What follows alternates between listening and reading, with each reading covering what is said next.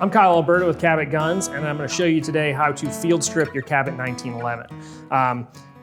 The one tool you will need for this process is your supplied barrel bushing wrench, which came with your pistol. The first step will be to clear the pistol, make sure it is safe.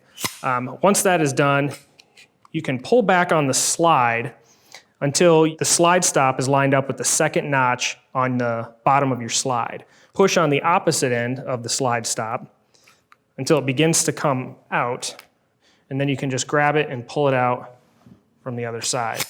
At this point, you can let the slide forward. It'll slide forward a little bit on its own from the spring pressure, and then you can slide it right off the end of the frame. You'll notice the guide rod pops up onto the lower lugs of the barrel a little bit. That's no problem. It's a full-length guide rod. It will not shoot off across the room. However, to release the spring pressure, you will have to push it down so that it sits flat on the barrel and hold it down with your hands. Get your barrel bushing wrench, and you're gonna have to depress this spring cap with the wrench and turn the bushing at the same time. Turn it about 90 degrees and let the recoil spring push out into your hands. You can take the cap off, pull the spring off the guide rod, and the guide rod will lift right out. At this point, you can turn the bushing until the lug on it lines up with the relief in the slide. From there, it'll come out of the end of the slide. You can remove your barrel, and you have field stripped your 1911.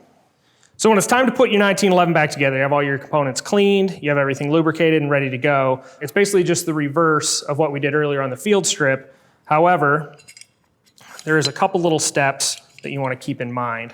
The first thing you want to do is slide your barrel into your slide. Slide your bushing onto the end of the barrel. Make sure that the lug is lined up with the relief in the slide. Turn it as far as it will go. And then I find the easiest way to do this is to insert the guide rod and then put the spring on from the end of the slide. From there, you can install your frame. It's easiest if you have your hammer back already. Slide it onto the rails. And then at this point, you want to make sure that the link in your barrel has swung down and lined up with the holes in your frame. If that hasn't happened, you're going to have a hard time getting the slide stop back in. Now you can slide the slide stop pin through the frame, through the barrel link, and line the groove on the slide stop up with the plunger end. Now you need to make sure you're back at the second relief cut in the bottom of the slide to allow the slide stop to go through the slide, just like when we took it out. Now you can push the slide all the way forward. You can put your recoil cap back on your spring, and you'll probably need to get your wrench out in order to get that turned back around.